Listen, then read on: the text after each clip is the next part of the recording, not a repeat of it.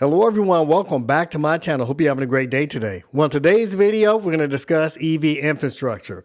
During the last administration, a lot of money was put out towards the EV infrastructure, and a lot of the money was included in the Inflation Reduction Act and also the bipartisan infrastructure law. And so this provided money for battery plants, for EV charging across the United States, both high-speed charging and level 2. And a host of other things, also providing loans to auto manufacturers to start battery manufacturing plants, or either in Rivian's case, to build a manufacturing plant so they can deliver their all-electric R2. So a lot of money was given out to a lot of the auto manufacturers, a lot of other companies, solar companies, the whole 9 yards. And so as we know that the Trump administration has come in and he's signed some executive orders and put out actions to stop a lot of this stuff. So what we're going to be discussing today is whether or not the administration is going to be successful in stopping these programs. So let's go ahead and get into this.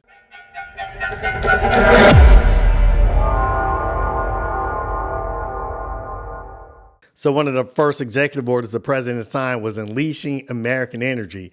And basically what this executive order really goes into, really bolstering up the oil industry and a lot of non-fuel industries. Under Section 2, it says it is a policy of the United States to encourage energy exploration and the production on federal lands, waters, including the outer continental shelf, and in order to meet the needs of our citizens and solidify the United States as a global energy leader long-term into the future.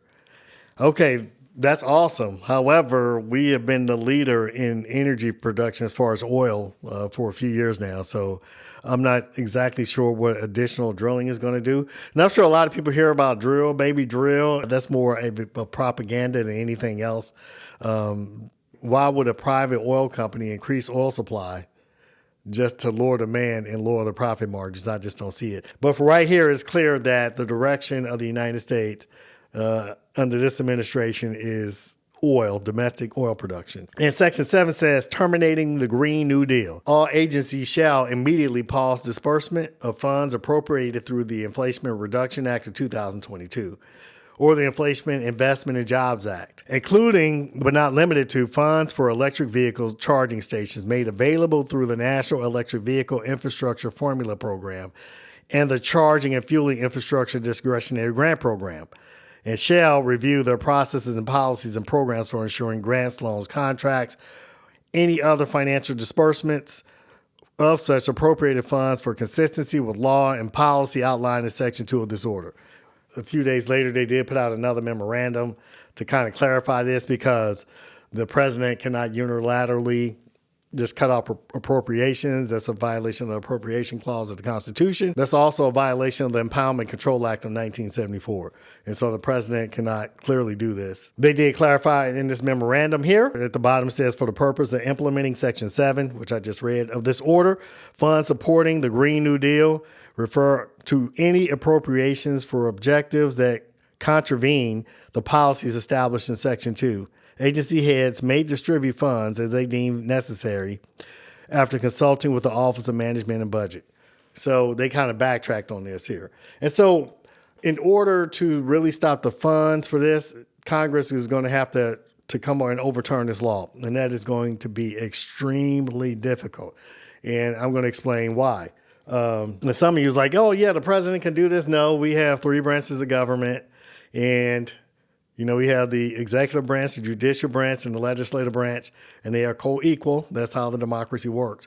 And Congress is in charge of the purse string. So they're the ones that approve funding, and they're the ones that appropriate funds, and the executive branch make sure that they execute and make sure these funds get out to where they need to go. And I'm going to show you why I believe this is going to be an issue. When they developed these laws, they made it very difficult for someone to come back and undo them. And I'm going to show you exactly why.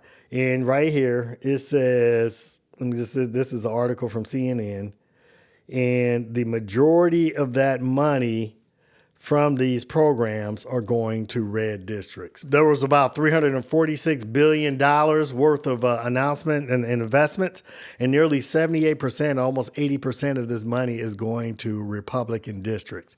So what does that mean? It's going to be extremely difficult. And here it says, More than 3/4 of announced clean energy investments are in Republican districts. The district with the largest total amount investment is Louisiana Democratic Representative Troy Carter's 2nd district, followed by Republican Representative Richard Hudson's district in North Carolina, and then 5 GOP-held districts in Texas. And so as you can see here, Republicans are getting $268.5 billion into their districts, while Democrats are getting $77.4 billion.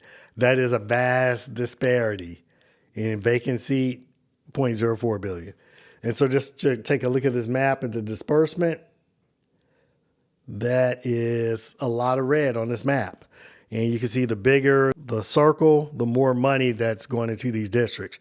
And the reason why is that, these red districts, they have a lot of land. You need a lot of empty space for a lot of these projects. A lot of these things require hundreds of acres in order to develop these factories and all these other things. And also all these dots on the map represents jobs and investments. That's a lot of money going into a lot of places. And most of them are Republican districts.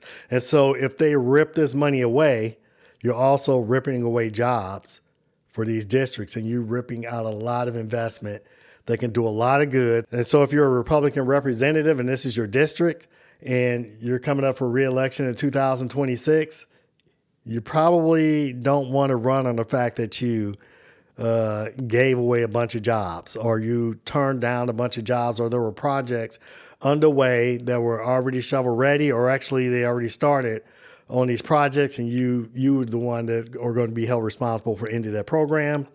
And you also may be responsible for ending your political career. And so this is going to be very tough. I'm going to show you this letter that Republican representative sent to the Speaker of the House, Mike Johnson, on August 6th of 2024. And I'm going to go ahead and read this to you. And I'm going to also link this in the description. And also, if you haven't already, please like and subscribe. And I really appreciate all of your support. And let me know if you're getting some value out of this, because I think this is great information that, I would like for someone to let me know about and have someone else do the research for me. But let's go ahead and get into this letter. Dear Speaker Johnson, as members of the House Republican Conference, we write to urge you to prioritize business and market certainty as you consider efforts that repeal or reform the Inflation Reduction Act, the IRA, where we're just discussing that President Trump, he signed off that executive order trying to end these programs.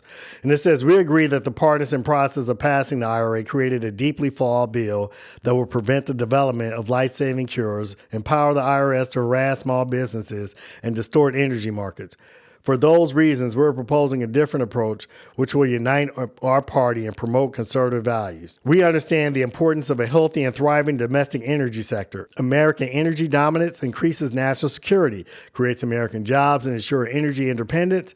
We know the U.S. produces cleaner energy than anywhere else in the world and has a strong track record of emission reductions. Today, many U.S. companies are already using sector-wide energy tax credits, many of which enjoy bipartisan support historically, to make major investments in new U.S. energy infrastructure. We hear from industry and our constituents who fear the energy tax regime will once again be turned on its head due to Republican repeal efforts. Prematurely repealing energy tax credits, particularly those which were used to justify investments that already broke ground, would undermine private investments and stop development that is already ongoing. A full repeal would create a worst-case scenario where we would have spent billions of taxpayer dollars and received next to nothing in return. So basically, this came out before the executive order and doge. So basically, they're saying by you repealing this, it's going to waste billions of dollars of taxpayer money, and we will get nothing out of it. And let me know if you think that's an efficient use of taxpayer money. Shovel-ready projects they already started, and people made investments, and you just say, yeah, I don't think so. We don't like this. We want to do this other type of energy, and we're just going to waste billions of dollars of taxpayer money. So we're going to cut all these jobs, waste billions of taxpayer money, while at the same time voting for a tax break for millionaires and billionaires. that is probably not going to bode well, that won't make good headlines. It goes on to say energy tax credits have spurred innovation, incentivized investments, and created good jobs in many parts of the country, including many districts represented by members of our conference. We must reverse the policy which harm American families by protecting and refining those that are making our country more energy independent and Americans more energy secure. As Republicans, we support an all of the above approach to energy development and tax credits that incentivize domestic production, innovation, and deliver from all sources. We appreciate your work to unite the conference on this important matter. Please consider us partners in reforming our tax policy in a way that puts America first while ensuring certainty for industry and the energy sector. So again, that was back in August. And this was signed by, I believe, 18 Republicans. You can see all the names right here.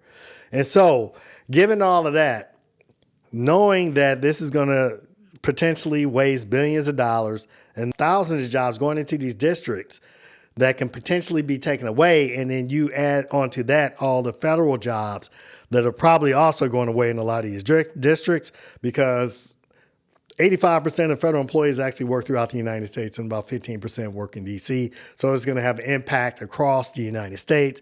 And this would just compound it. And along with tariffs and probably higher energy rates, this can end up being a worst case scenario for some of these representatives.